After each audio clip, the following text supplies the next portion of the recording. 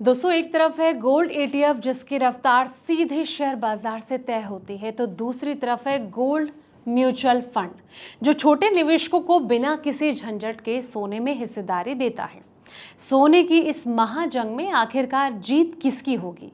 कौन सी स्कीम आपके पैसे को ज्यादा तेजी से बढ़ाएगी और किसे बेचने पर टैक्स डिपार्टमेंट आपकी कमाई का बड़ा हिस्सा नहीं काटेगा? अगर आप भी गोल्ड में एक नया इन्वेस्टमेंट प्लान कर रहे हैं दोस्तों, तो रुक जाइए।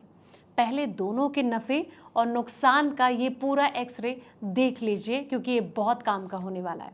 नमस्कार, मैं हूं आपके साथ संध्या बिष्ट और आप देख रहे हैं the economic times Hindi.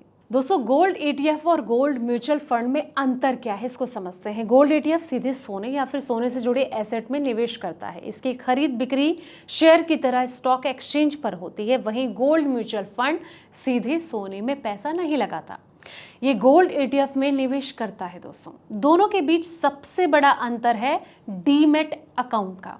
Gold ETF खरीदने के लिए डीमैट अकाउंट जरूरी होता है, वहीं गोल्ड म्यूचुअल फंड को दूसरे म्यूचुअल फंड की तरह सीधे निवेश प्लेटफॉर्म या फिर SIP के जरिए खरीदा जा सकता है। दोस्तों, अब सवाल ये कि कम खर्च अगर चाहते हैं तो क्या गोल्ड ETF बेहतर है?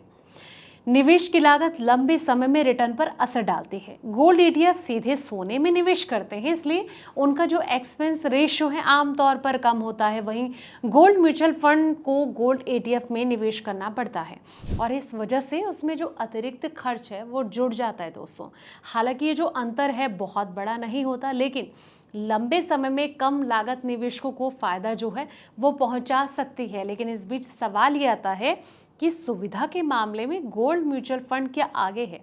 तो यहीं पर गोल्ड म्यूचुअल फंड कई निवेशकों की पहली पसंद बन जाते हैं। इसके लिए डीमैट अकाउंट की जरूरत ही नहीं पड़ती।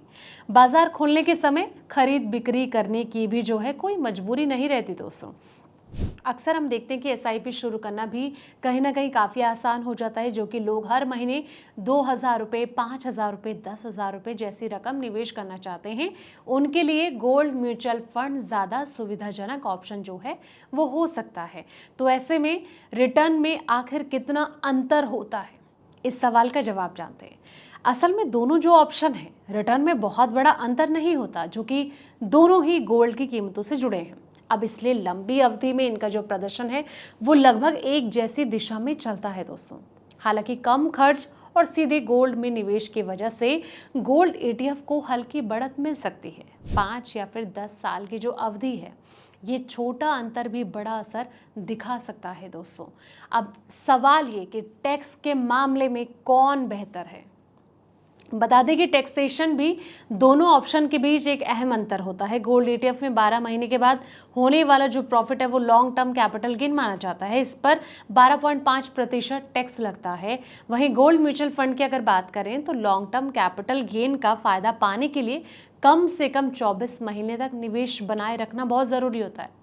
इसके बाद भी टैक्स की दर 12.5% ही रहती है, यानी कि कम होल्डिंग पीरियड की वजह से गोल्ड ETF को यहाँ थोड़ा फायदा मिलता है।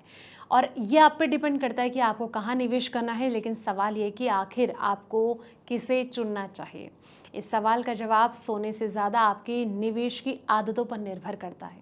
अगर आपके पास पहले से डीमैट अकाउंट है, आप उसका इस्तेमाल करने में सलाह सहज रखते हैं और कम लागत वाला ऑप्शन चाहते हैं, तो गोल्ड ETF आपके लिए बेहतर हो सकता है। वहीं अगर आप SIP के जरिए निवेश करना ज़्यादा पसंद करते हैं, इसको ज़्यादा प्रेफर देते हैं, तो ट्रेडिंग अकाउंट नहीं रखना चाहते हैं और आसान निवेश चाहते हैं, तो गोल्ड म्यूचुअल फंड जो है वो ज़्यादा सुविधाजनक रहेगा। दोस्तों, तो इस तरह आप निवेश कर सकते हैं। फिलहाल इस रिपोर्ट में इतना ही। ऐसे तमाम अपडेट्स के लिए आप देखते रहें द इकोनॉमिक टाइम्स हिंदी।